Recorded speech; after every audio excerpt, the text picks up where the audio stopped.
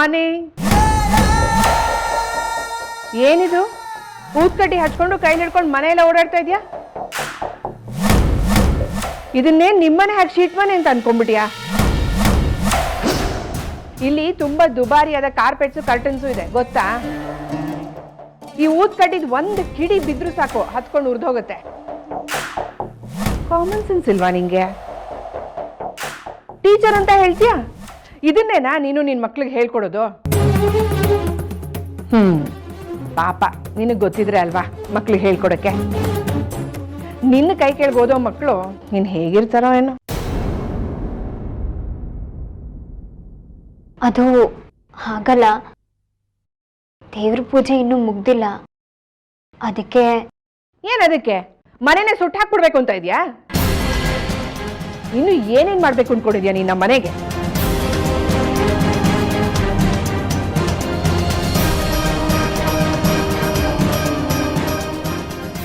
ಏನು ನನ್ನ ಮೇಲೆ ಶಕ್ತಿ ಪ್ರದರ್ಶನನ? ಏನಾಗಿದೆ ನಿನ್ಗೆ?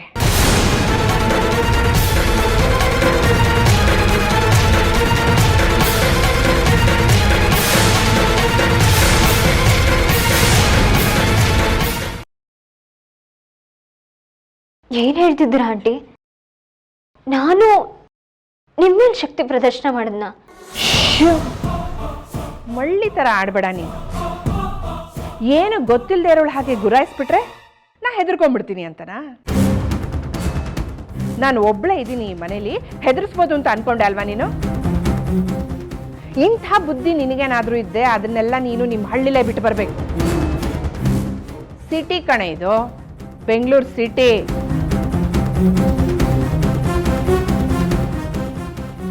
ಬಂದು ದಾರಿಲೇ ವಾಪಸ್ ಕಳಿಸ್ಬಿಡ್ತೀನಿ, ಹುಷಾರ್. ನಮ್ಮ ಅಣ್ಣಂಗೆ ಹೇಳಿದೆ ನಮ್ಮ ವರ್ಚಸ್ಸಿಗೆ ತಕ್ಕಾಗಿರೋ ಹುಡುಗಿನ ಮನೆ ಸೊಸೆ ಮಾಡ್ಕೊಳ್ಳೋಣ ಅಂತ. ನಾಗಲಕ್ಷ್ಮಿ ಆಂಟಿ ಯಾವಾಗಲೂ ಕಂಡಮ್ ಮಾಡ್ತಾರೆ ಕಣ, ತುಂಬಾ ಚೀಪಾಗಿ ಮಾತಾಡ್ತಾರೆ. ಅವನಿಗೆಲ್ಲ ಅರ್ಥ ಆಗ್ಬೇಕು. ದುರಾಸೆ, ಓಟಿನ ದುರಾಸೆ ನಮ್ಮ ಅಣ್ಣಂಗೆ. ನಿನ್ನಂತ ಎಮ್ಮೆ ಗುಡ್ನ ತಗೊಂಬಂದ ಮನೇಲಿ ಕಟ್ ಹಾಕಿದಾನೆ.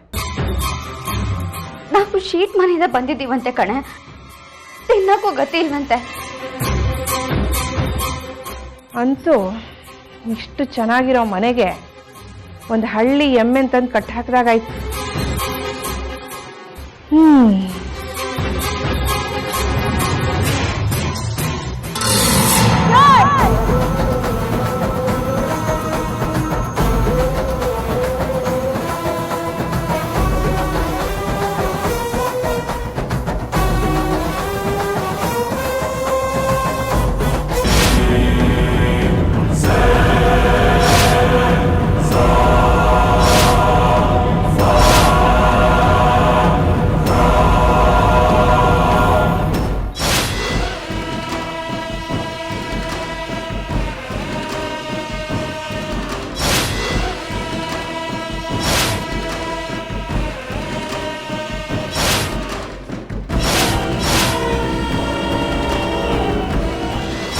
ನಿನ್ನಂತ ಕೊಲೆಗಾರನ ಬಲೆಗೆ ಬಿದ್ದು ನರಳೋ ಪರಿಸ್ಥಿತಿ ಬಂದ್ಬಿಡ್ತು ನನ್ನ ತಂಗಿಗೆ. ನೀನು ಬದುಕಿರೋದಕ್ಕಿಂತ ಸಾಯೋದೇ ಮೇಲು.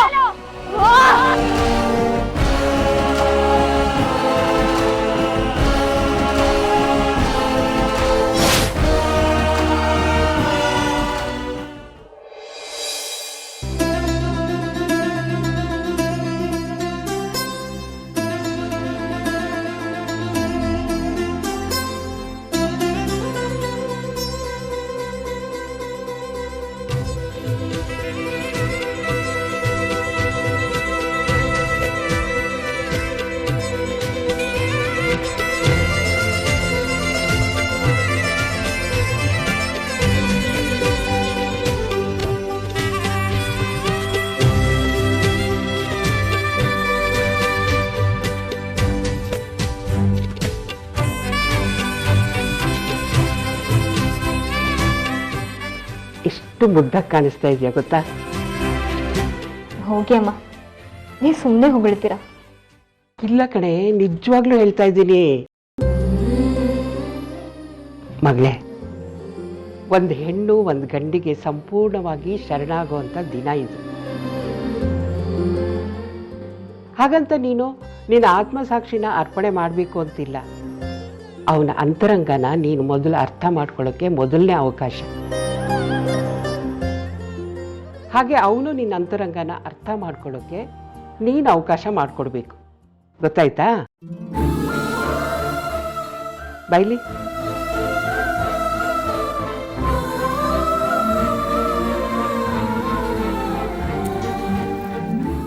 ಗೊತ್ತಾಯ್ತಾ?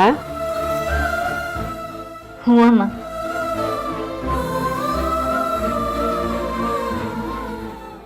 ಅಮ್ಮ, ನನಗೆ ಆಶೀರ್ವಾದ ಮಾಡಿ. ಅಮ್ಮನಾಗಿ, ಅತ್ತೆಯಾಗಿ, ಹಿತೈಷಿಯಾಗಿ.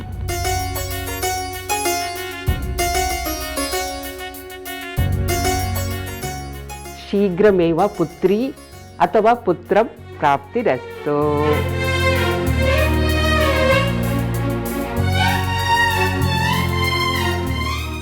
ಒಳ್ಳೇದಾಗಲಿ ಮಗಳೇ.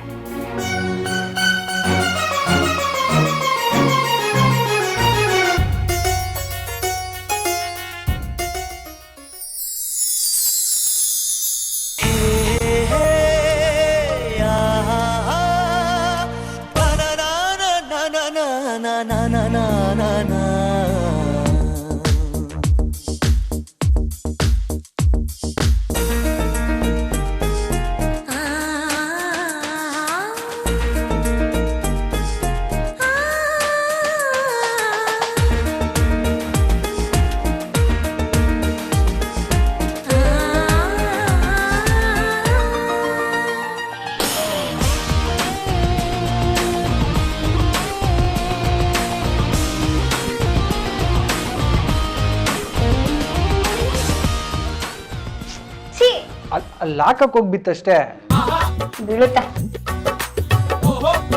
ಹೋಗಿ ಹೋಗಿ ಇನ್ನೊಂದು ಪ್ಲೇಟ್ ತಂದ್ಬಿಡಿ. ಹೋಗಿ ಹೋಗಿ ಇಷ್ಟ ಆಯ್ತು.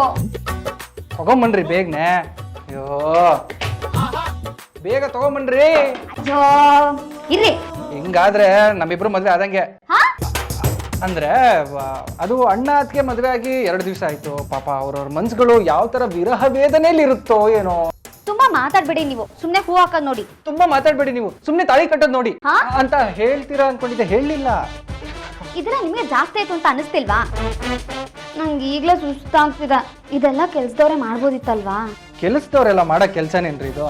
ನಾನೇ ನಿಂತು ಮಾಡ್ಬೇಕು ಅಂತ ತಾನೆ ಈ ಡೆಕೋರೇಷನ್ ಒಪ್ಕೊಂಡಿದ್ದು. ಅದ್ರಲ್ಲೂ ನಿಮ್ನು ಸೇರಿಸ್ಕೊಂಡೆ. ಏನಕ್ಕೆ ಹೇಳಿ? ನಾವು ಮಾಡೋ ಕೆಲ್ಸದಲ್ಲಿ ನಿಮ್ಗೂ ಒಂದ್ ಸ್ವಲ್ಪ ಪುಣ್ಯ ಬರ್ಲಿ, ಪುಣ್ಯ ಶೇರ್ ಆಗ್ಲಿ ಅಂತ ಅಷ್ಟೇ. ಆಹಾ, ಏನ್ ಪುಣ್ಯ ಉಕ್ಕಿ ಹರಿದ್ಬಿಡ್ತೀಗ? ರೀ ಪುಣ್ಯ ಇರ್ಲಿ ರೀ, ನಮ್ ಪ್ರಸ್ತಕ್ಕೆ ಯಾರು ಹೆಲ್ಪ್ ಮಾಡೋದ್ ಬೇಡವಾ? ಏನಂದ್ರಿ? ಏನಂದೆ? ಅದೇ ನಿಮ್ ಪ್ರಸ್ತಕ್ ಅಲ್ಲ, ನನ್ ಪ್ರಸ್ತಕ್ಕೆ ಅಣ್ಣ ಅದಕ್ಕೆ ಹೆಲ್ಪ್ ಮಾಡೋದ್ ಬೇಡವಾ? ಅದಕ್ಕೆ ಇದನ್ನೆಲ್ಲ ಮಾಡ್ತಾ ಇದ್ದೀನಿ. ಅಲ್ಲ ದೊಡ್ಡದಾಗಿ ಹೇಳ್ಬಿಟ್ರಿ ನನ್ನ ಅಸ್ಟೆಂಟ್ ಆಗಿ ಸೇರಿಸ್ಕೊಳ್ಳಿ ಅಂತ ಅನ್ಬಿಟ್ಟು. ಇವಾಗ ನೋಡಿದ್ರೆ ನನ್ ಕೈ ನೋವು, ಕಾಲ್ ನೋವು, ಸುಸ್ತು ಅಂತೆಲ್ಲ ಹೇಳ್ತಾ ಇದ್ದೀರಾ. ಈ ಕೆಲ್ಸಕ್ಕಲ್ಲ, ಪೊಲೀಸ್ ಕೆಲ್ಸಕ್ಕೆ. ರೀ ಮೊದ್ಲು ಮಾಡೋ ಕೆಲಸ ಮಾಡ್ರಿ ರೀ, ಆಮೇಲೆ ಮಿಕ್ಕಿದ್ದು ಪೊಲೀಸು ಅದು ಇದು ಎಲ್ಲ. ಅಯ್ಯೋ ಮುಗ್ದೆ ಹೋಯ್ತು. ಹೋಗ್ರಿ ಇನ್ನೊಂದು ತಗೊಂಬನ್ನಿ. ಆಗಲ್ಲ. ಅಯ್ಯೋ ನಿಮ್ ಕೈಯಲ್ಲಿ ಆಗೋದು ತಗೊಂಬನ್ನಿ. ಪುಣ್ಯ ಶೇರ್ ಆಗ್ಬೇಕೋ ಬೇಡವೋ? ಬೇಡ ನಿಮ್ ಪುಣ್ಯ. ನಮಗ್ ಬೇಕಲ್ಲ ಆದ್ರೆ ಸುಮ್ಮಂದೆ. ಏನ್ ನೋಡ್ತಾ ಇದ್ದೀರಾ? ಹಾಕಿ ಜೊತೆಗೆ ಹಾಕ್ರಿ, ಖುಷಿ ಖುಷಿಯಾಗಿರಿ.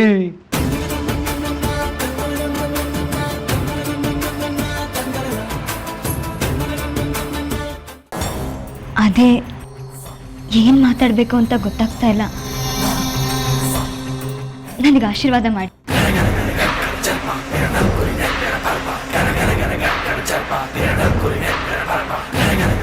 ನೀವು ನನಗಿಂತ ದೊಡ್ಡವರು, ನನಗಿಂತ ತಿಳಿದವರು.